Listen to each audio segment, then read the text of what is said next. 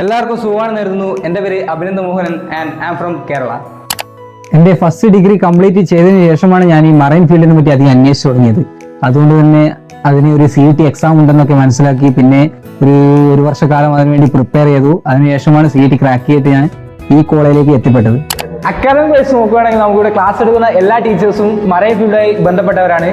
അതിൽ പ്രത്യേകിച്ച് എടുത്തു പറയാനാണെങ്കിൽ ഇവിടെ 2-3 ക്യാപ്റ്റൻസ് ഉണ്ട് നമുക്കിവിടെ ക്ലാസ് എടുക്കാൻ. അതുകൂടാതെ ക്യാപ്റ്റൻ ഉപരി ചീഫ് ഓഫീസേഴ്സും ചീഫ് എഞ്ചിനീയേഴ്സും നമുക്കിവിടെ ക്ലാസ് എടുക്കാനുണ്ട്. മറൈൻ ഫീൽഡിൽ എന്ത് ഡൗട്ട് ഉണ്ട് നമുക്ക് ഡയറക്റ്റ് അവരെ അപ്രോച്ച് ചെയ്യാനാവും. അപ്രോച്ച് ചെയ്തതിന് ശേഷം അവർ നമുക്ക് ഫീൽഡിൽ എക്സ്പീരിയൻസ് ഉള്ളതുകൊണ്ട് തന്നെ ഡൗട്ട് പെട്ടെന്ന് ക്ലിയർ ചെയ്ത് തരും. ഈ 3 വർഷ കാലയളവ് എന്ന് പറയുന്നത് നമുക്കൊരു ട്രെയിനിങ് പീരീഡ് മാത്രമാണ്. അതുകൊണ്ട് തന്നെ ഈ ട്രെയിനിങ് പീരീഡിൽ നമുക്ക് ഒരു ഷിപ്പിലേക്ക് വേണ്ട എല്ലാ കാര്യങ്ങളും ഇവിടെ നിന്ന് പഠിപ്പിച്ചു വരുന്നു. ഒരു ഷിപ്പിൽ നമുക്ക് ശരാശരി ഒരു 20 ക്രൂ മെമ്പേഴ്സ് അല്ലെങ്കിൽ 25 ക്രൂ മെമ്പേഴ്സാണ് കാണപ്പെടുന്നത്. അതുകൊണ്ട് തന്നെ അവിടെ ഒറ്റപ്പെടലിന് സാധ്യത വളരെ അധികമാണ്.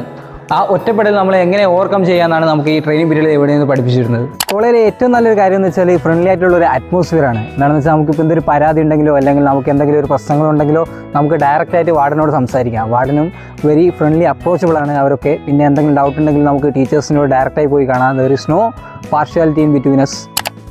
മറൈൻ ഫീൽഡിലേക്ക് ഒരു നല്ല കരിയറാണ് നിങ്ങൾ അന്വേഷിക്കുന്നത് എങ്കിൽ നിങ്ങൾക്കുള്ള ഏറ്റവും നല്ലൊരു ഓപ്ഷനാണ് Jayant Nair academy of marine studies.